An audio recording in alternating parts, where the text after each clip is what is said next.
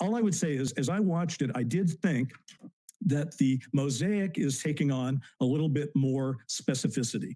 I think we've all known that the CIA has lied, and we know the FBI lied, and we know that the Warren Commission lied. I call it the Warren omission, because the Warren omission forgot to mention that Oswald was a CIA asset, forgot to mention that Jack Ruby was a mobster. I mean, these are small little things that maybe should have been in the report. And I think as these documents come out, well, I don't expect a smoking gun. A smoking gun is the one where you read that, you go, oh my God, here is this one memo that says the CIA did. You're never going to get that. But you are going to get the picture coming together. And I was just wondering, had you seen it yourself? What were your thoughts? Look, I did a special for News Nation on the JFK documents, and I sat up all night trying to read as many of them as possible.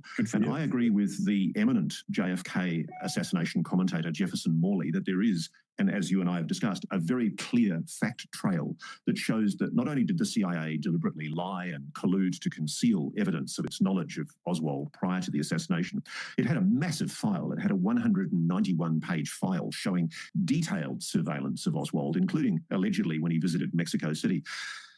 There's more than that, though, Bryce. I just want to flag to people something that's coming up. My good friend Jesse Michaels has done an exclusive interview with Harald Malmgren before he died. And Harald was, as you know, a JFK staffer, and his daughter Pippa is a very good friend of mine. Pippa's an extraordinarily well-informed economist, and her father Harald was one of the key junior staffers in the JFK White House.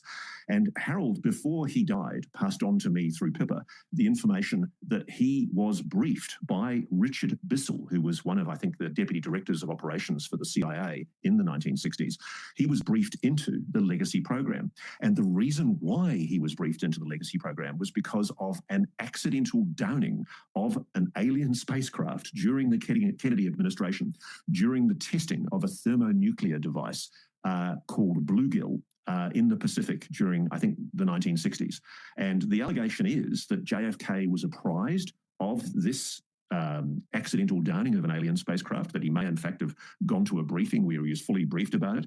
And indeed, some of the documents that have been obtained by an Australian friend of mine, Jeff Cruikshank, who's a former intelligence operative who has taken a close interest in this matter, would suggest very strongly that there might in fact be a UFO link with the JFK assassination. And that's what Jesse Michaels explores with Harald Malmgren in an interview that I'm hoping will come out fairly soon. God bless him, Harald died in February, and literally within days of his interview with Jesse, it was an act of raw courage for him in his declining days to agree to speak to Jesse.